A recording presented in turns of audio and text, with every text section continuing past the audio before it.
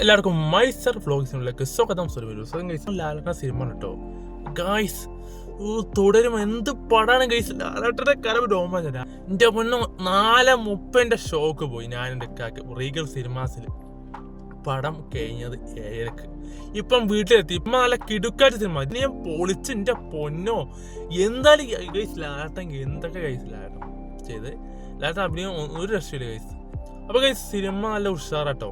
ഫാൻസാർക്ക് മാത്രമല്ല ഫാമിലിക്ക് മാത്രം എല്ലാവർക്കും പോയി കാണാം. ലാലേട്ടൻ്റെ ഒരു ഉഗ്രൻ അഭിനയന്റെ മോനെ, ഉഗ്രൻ സാധനം മുതൽ സെക്കൻഡ് വരെ പടം ലാഗില്ല. പോസിറ്റീവായിട്ട് ഒറ്റ കാര്യം പറയാം, ലാലേട്ടൻ ഇത് തൂക്കി ഗൈസ്. എന്റെ ലാലേട്ടൻ തൂക്കി. ലാലേട്ടനെ കട്ട ഫാനാണ്. ആദ്യമായിട്ട് ലാലേട്ടൻ്റെ ഒരു സിനിമ തിയേറ്ററിൽ പോയി കാണുന്നതാണ് ഗൈസ്.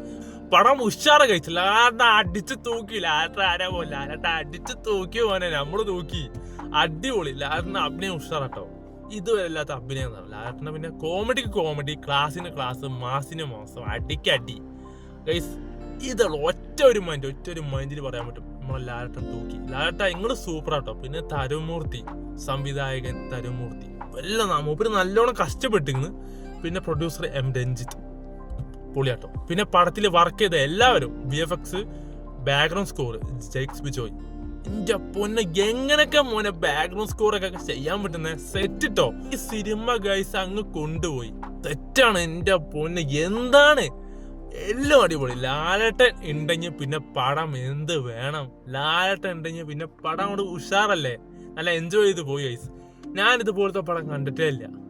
അതും കോമഡി ഉണ്ട്, പിന്നെ ഇമോഷണൽ ഉണ്ട്, മാസിന് മാസുണ്ട്, ക്ലൈമാക്സിൽ ഒരു ഉഗ്രൻ സാധനം ഉണ്ട് മോനെ. അത് ഞാൻ പറയുന്നില്ല ഗൈസ്, സ്പോയിലർ ആക്കാൻ ഞാൻ ഉദ്ദേശിക്കുന്നില്ല. പടം കാണാത്തവരെ പടം പോയി എന്തായാലും വാച്ച് ചെയ്യുക. നല്ല കിടുക്കാച്ചി അഭിനയം ഗൈസ് ലാലേട്ടൻ്റെ. വീഡിയോസ് ലൈക്ക് ചെയ്യുക, ഷെയർ, സപ്പോർട്ട് ചെയ്യുക. വീഡിയോസ് ആയിട്ട് വരുന്നത്. Take care, bye bye guys.